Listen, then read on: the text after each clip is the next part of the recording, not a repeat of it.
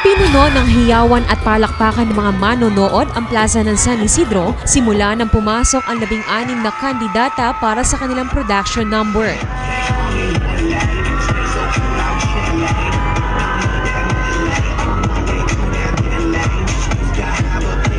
Patalbugan sa kanilang kasuotan ang ipinakita ng mga bini-bini mula sa fantasy costume,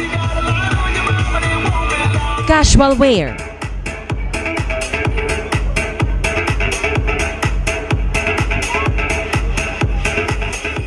sportswear,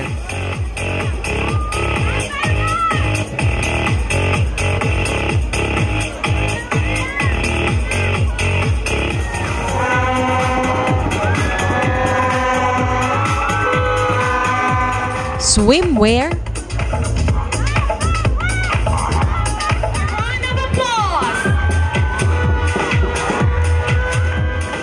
at long gown.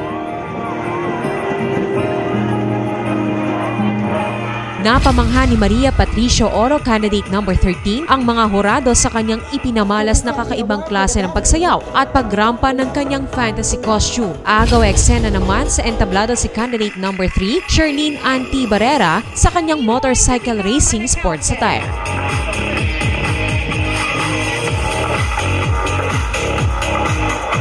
Ibang apilang ipinakita ni candidate number 12, Michelle De La Cruz, sa pagrampa ng swimwear at maging Miss Photogenic ay nakuha rin ng kandidatang mula sa Barangay Malapit.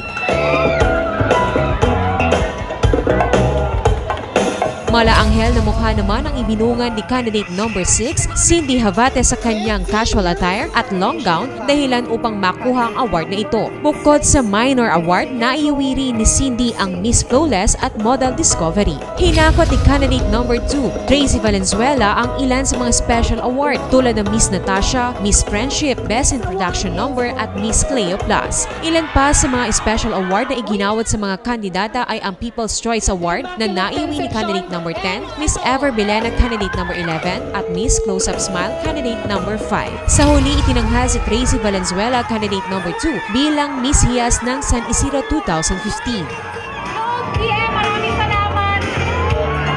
Thank you so much, everyone. See you next year. Inalay ni Tracy ang kanyang pagkapanalo sa Panginoon at sa lahat ng sumuporta ng gabing iyon. Sobrang blessed lang po siguro ako kaya nanalo ako dito. And para po to kay Lord, para po to sa lahat. Hindi inakala ng dalaga na siya ang mag-uuwi ng corona kaya labis ang kanyang kasiyahan nang tawagin ang kanyang pangalan.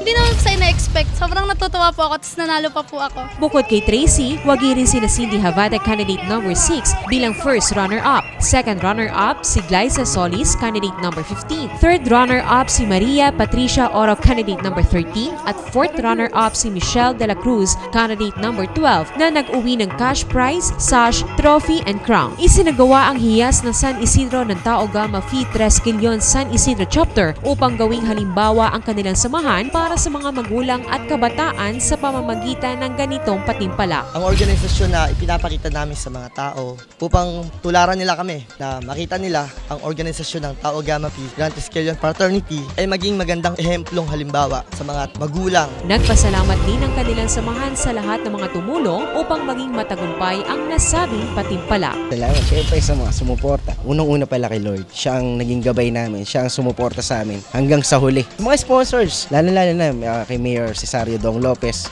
Siya ang main sponsor. Pangalawa, si Gob, si Governor. Sa LED, pati kay Congresswoman Cherry Domingo Umali. Maraming salamat din. Tinatanaw namin malaking utang na loob yung ginawa niya sa amin.